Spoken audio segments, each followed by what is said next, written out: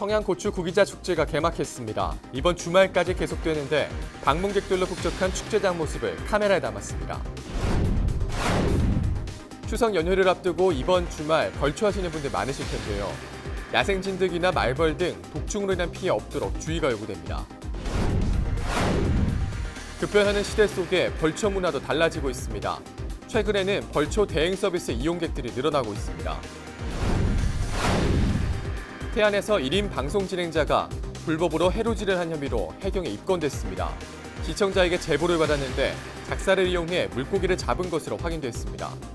헬로티비 뉴스 충남 지금 시작합니다.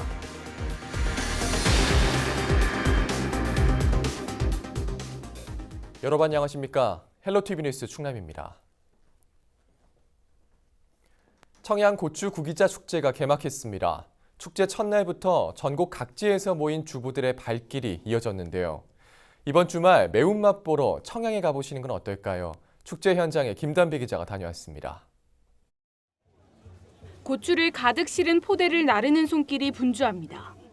포대에는 농민들이 한 해 동안 땀 흘려 수확한 검붉은빛 핵고추가 가득합니다. 축제 첫날부터 고추를 사기 위해 길게 줄을 선 방문객들. 그중에서도 매콤한 맛의 청양고추는 김장을 앞둔 주부들에게 단연 인기입니다. 배수가 잘 되는 토양과 일교차가 큰 기후 조건에서 자라 매운맛과 감질맛이 뛰어납니다. 청양고추가 끝내주지요. 완전. 청양고추라는 건 어디 대한민국 다 알아줘요. 그래서 왔어요. 김장 맛있게 해서 먹어야지.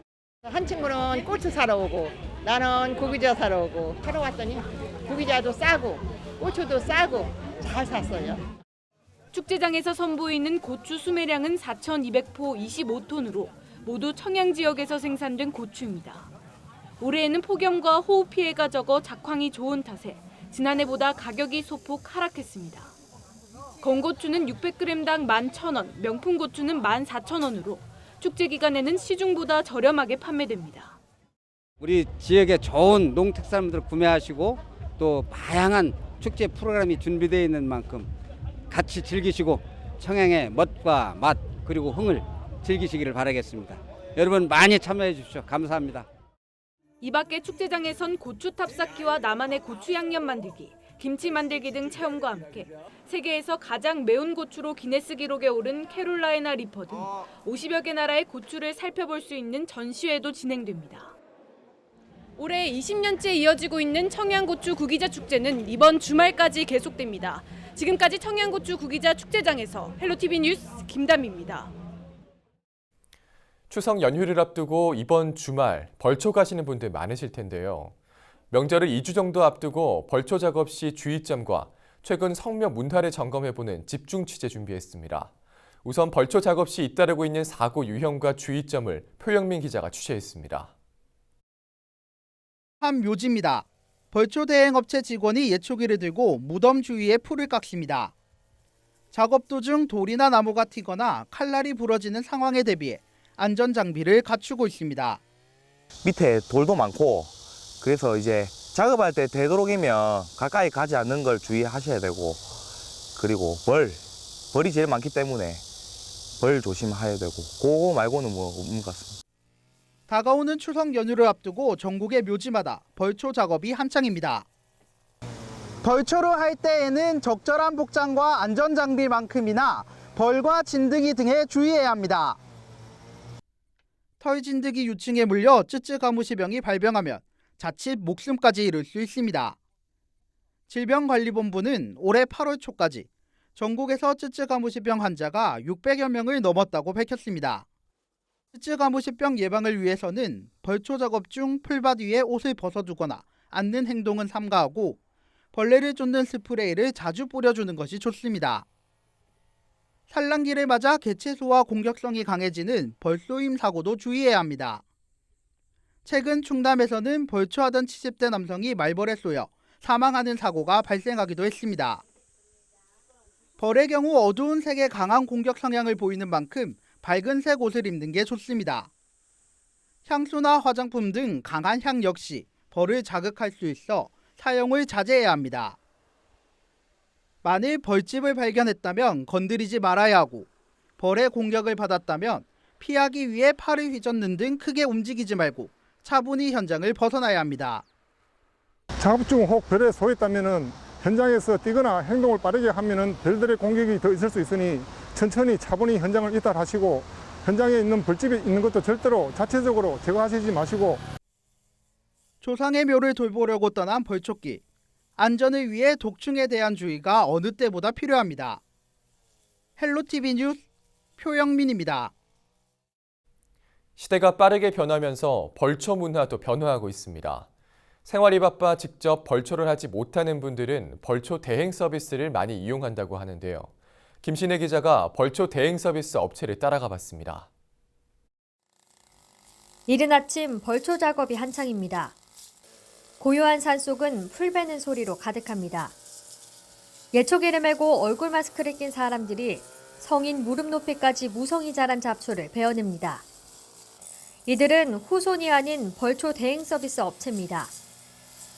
산 입구부터 산소 주변까지 2시간 가까이 이어진 작업. 베어낸 잡초를 갈퀴로 걷어내고 잔풀 정리까지 마치고 나니 산소가 제 모습을 드러냅니다. 처음 모습과는 확연한 차이가 있습니다. 최근 이처럼 대행업체에 벌초를 맡기는 사람들이 늘고 있습니다. 보통 뭐 한 10군데에서 15군데 하고 많이 할 때는 20군데까지 하고 있습니다. 매년 한 30군데에서 한 50군데 정도 늘어나고 있는 추세입니다. 산림조합 통계에서도 알 수 있습니다. 올해 8월까지 산림조합 벌초 대행 서비스로 벌초한 묘는 전국에 2만 5천여 기. 지난해 같은 기간과 비교하면 약 35% 늘었습니다. 이 벌초 대행 서비스를 이용하는 사람들은 대부분 다른 지역에 살고 있는 경우가 많습니다. 농촌 인구가 급속하게 줄고 고령화가 진행되면서 직접 와서 산소를 관리하기가 쉽지 않기 때문입니다. 전문적인 관리에 맡긴 사람도 만족도가 높습니다. 저희 시부모님도 연세가 있으셔서 저희가 이제 자식들이 다 멀리 나와 있거든요. 각 지역으로. 네. 그렇기 때문에 시부모님도 연세가 있으시고 벌초를 하시기에는 몸도 안 좋으시고 하고요. 이제 시간 맞춰서 매번 내려갈 수가 없으니까. 그리고 또 저희 손을 빌리는 것보다 그 대행업체 하시는 분들 전문가 손을 맡기면 아무래도 더 깔끔하고 그렇게 할 수 있으니까 그래서 저희는 맡기거든요. 좋아요. 깔끔하고 마음에 들어요. 우리만의 미풍양속인 벌초. 세월이 흘러 후손들의 벌초 문화도 바뀌고 있습니다. 헬로티비 뉴스 김신혜입니다. 명절 기간 여행을 떠나려는 사람들로 공항이 북적인다고 하죠. 이러한 시대상은 성묘 문화에서도 그대로 드러나고 있습니다. 묘비조차 없어 연고를 찾지 못하거나 후손들이 찾지 않아 오랜 기간 방치되는 무연고 묘가 늘고 있다고 하는데요. 무연고 묘 실태를 이진철 기자가 보도합니다.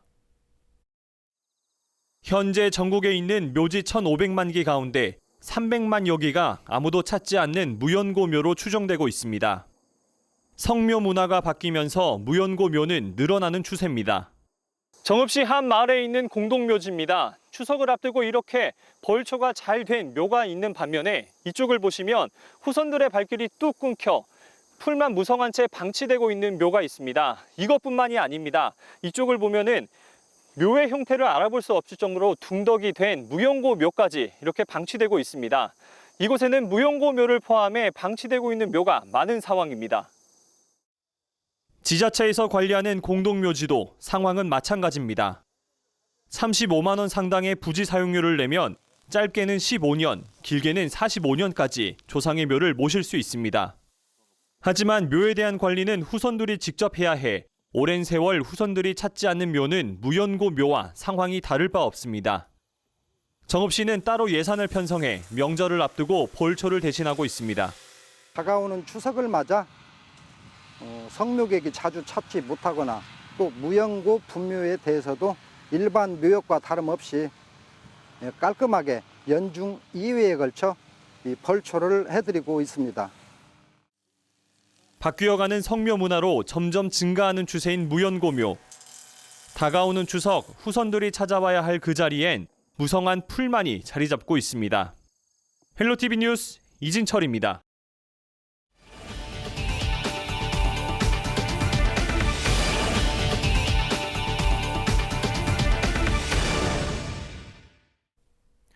태안에서 1인 방송 진행자가 불법으로 해로질을 한 혐의로 해경에 입건됐습니다.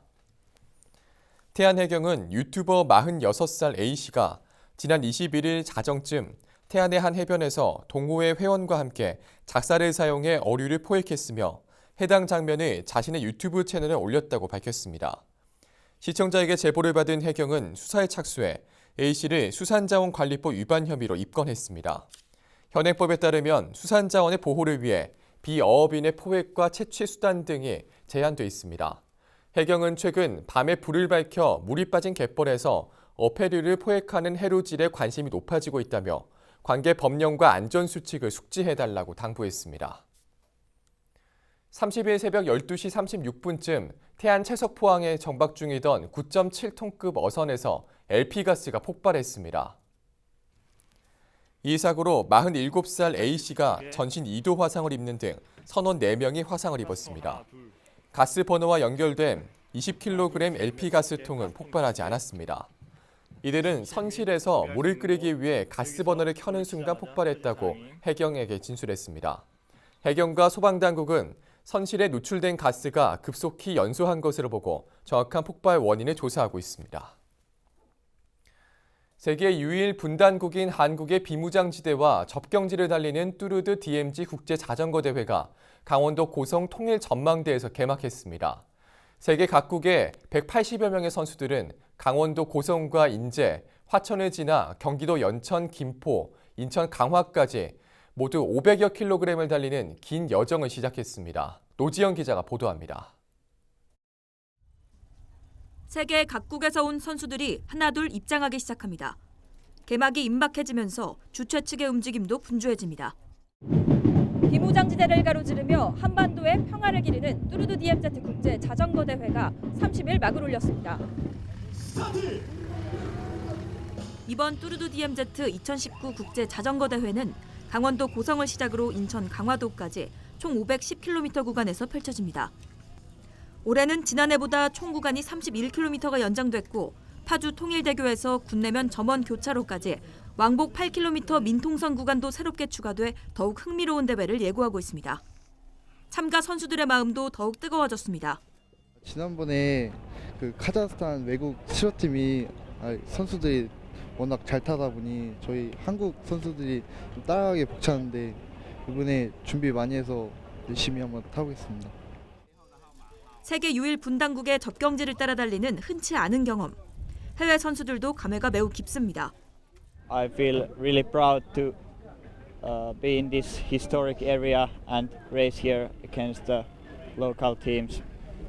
It's a once in a lifetime opportunity. 올해로 4회째를 맞이하는 이번 대회는 평화 그리고 화해, 협력, 새 시대를 달린다는 주제로 진행됩니다. 세계 사이클 연맹의 국제 인증을 받은 세계 최고의 권위 있는 청소년 자전거 대회입니다. 이 대회를 계기로 해서 평양까지 갈 수 있는 자전거 평화 대행진을 같이 남북 간 협의해서 한번 추진했으면 하는 게 바람입니다. 이번 대회에는 카자흐스탄, 미국, 핀란드 등 해외 16개 팀 140여 명과 국내 고등부 5개 팀 40여 명이 참가했습니다. 다음 달 3일까지 닷새간 진행되는 이번 대회는 헬로TV 지역 채널 25번을 통해 생중계됩니다. 헬로TV 뉴스 노지영입니다.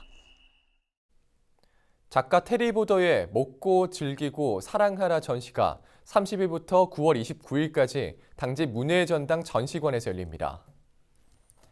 1965년 미국 출생의 테리 보더는 철사를 이용해 인격화된 캐릭터를 창조하는 사진가이자 메이커, 아티스트입니다. 작품에는 빵이나 과자, 수저 등 일상생활에서 흔히 볼 수 있는 음식이나 사물이 등장해 작가의 기발한 상상력과 아이디어를 엿볼 수 있습니다. 한국문화예술회관 연합회가 주최하고 당진문화재단이 주관한 이번 전시회는 사진 작품뿐만 아니라 입체 작품, 메이킹 영상까지 선보여 작가의 예술 세계를 다양하게 감상할 수 있도록 구성됐습니다. 전시회에 대한 설명을 직접 들어보겠습니다. 인데 일상의 다양한 소재들을 활용해서 철사를 구부려서 팔다리를 만들어서 재미있는 상황을 연출했어요. 그래서 익숙한 사물들의 사생활을 들춰보는 듯한 재미있는 사진 작품과 또 해설 프로그램과 전시 체험 프로그램 함께 체험해 보실 수 있으시니까 많이. 네, 다음 소식입니다. 충남도가 전국에서 처음으로 청정연료 전환 사업을 추진합니다. 도는 30일 공주 소방서에서 한국중부발전 도내 30개 기업과 온실가스 감축 및 미세먼지 저감을 위한 청정연료 전환 사업 업무 협약을 체결했습니다. 이에 따라 중부발전은 2021년까지 102억 원을 투입해 기업들의 벙커 CU 사용 시설을 LNG와 LPG 시설로 교체하는 비용 등을 지원합니다. 비용을 지원받은 기업은 시설 교체로 얻은 온실가스 감축 실적을 10년 동안 중부발전에 제공하게 됩니다. 협약식에 참석한 양승조 도지사는 이번 사업을 통해 국민 건강권이 향상되는 동시에 중부발전은 온실가스 배출권을 확보하고 참여 기업은 연료비 절감 등의 효과를 올릴 수 있을 것이라고 말했습니다.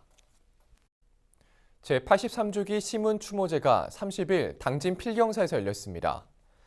이번 추모제에는 시문 선생이 생전에 인연을 맺은 독립지사들의 후손들과 이준식 천안독립기념관장, 기념사업회 관계자 등이 참석했습니다.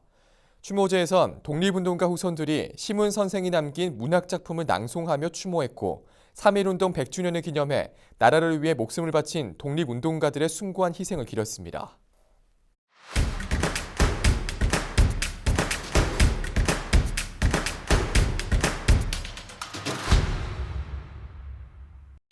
(30일) 아산 장애인 국민체육센터에서 제1회 충청남도지사배 전국 시각장애인 골벌 선수권대회 개회식이 열렸습니다. 이번 대회는 올해 1월 골벌 실업팀을 창단한 충남도가 처음으로 개최하는 골벌 전국대회입니다. 전국 7개 시도 선수단 100명이 참여한 이번 대회에선 남녀 리그전과 토너먼트 경기가 각각 진행돼 선의의 경쟁이 펼쳐질 예정입니다. 서산시가 30일 농업기술센터에서 경제작물 시범사업 종합평가회를 개최했습니다. 평가회는 1년 동안 추진한 마늘과 생강, 고추 등 관내 주요 작물에 대한 작황과 경제작물 시범사업 성과를 분석해 개선 방안을 도출하기 위해 마련됐습니다. 서산시는 평가회에서 나온 문제점과 개선 사항을 바탕으로 내년도 영농기술 보급에 나설 계획입니다. 홍성 금마면 어르신들이 반려동물 옷 만들기에 나서 화제입니다. 금마면 지역사회 보장협의체가 한 달여 동안 7차례에 걸쳐 진행한 애완동물 옷 만들기 교육에 어르신 15명이 참여했습니다. 원단 재단부터 다림질까지 어르신들이 직접 만든 옷은 홍성군 길고양이 보호협회로 기증돼 유기동물 입양센터 등으로 전달될 예정입니다. 당진시가 내년도 통합 농정시책 구상 토론회를 30일 농업기술센터에서 개최했습니다. 이번 토론회에선 여성 영세 농업인 육성, 청년 창농 스마트 온실 조성, 농산물 종합 가공센터 조성 등 각 부서가 자체 발굴한 신규 시책과 역점 시책들이 논의됐습니다. 또 농민수당 도입, 논타작물 재배 등에 대한 심도 있는 토론도 이어졌습니다. 지금까지 25초 뉴스였습니다.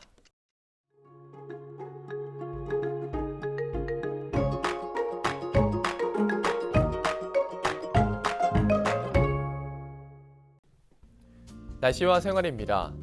토요일 충남 지역 가끔 구름 많은 날씨를 보이겠습니다. 주말 동안 바깥 활동하기 좋겠는데요. 다만 아침과 낮의 기온차가 큽니다. 환절기 감기 조심하시기 바랍니다. 토요일 아침 최저 기온은 16도, 낮 최고 기온은 28도를 보이겠습니다. 자세한 우리 지역 날씨입니다. 아침 최저 기온은 청양이 16도, 당진과 서산, 홍성, 예산이 18도, 태안이 19도로 예상됩니다. 낮 최고 기온은 당진과 청양이 27도, 서산과 태안, 홍성, 예산이 28도를 보이겠습니다. 다음으로 생활 뉴스입니다. 토요일 충남 지역 가끔 구름 많은 날이 되겠는데요. 가족들과 나들이 가기 좋은 날씨 되겠습니다. 빨래하기도 좋겠습니다. 다음 주 비가 온다는 예보가 있는데요. 급하지 않는 분들은 세차는 다음으로 미루시기 바랍니다. 우리 지역 주간 날씨 살펴봅니다. 정체정선의 영향으로 다음 주 내내 계속해서 비가 오겠습니다. 기온은 평년과 비슷하거나 조금 낮겠고 강수량은 평년보다 많겠습니다. 헬로티비 뉴스 충남은 지역 주민 여러분과 함께 만들어가는 방송입니다. 평소에 궁금하신 내용이나 알리고 싶은 소식이 있다면 언제든 제보 주시기 바랍니다. 오늘 저희가 준비한 소식 여기까지입니다. 함께해 주신 여러분 고맙습니다.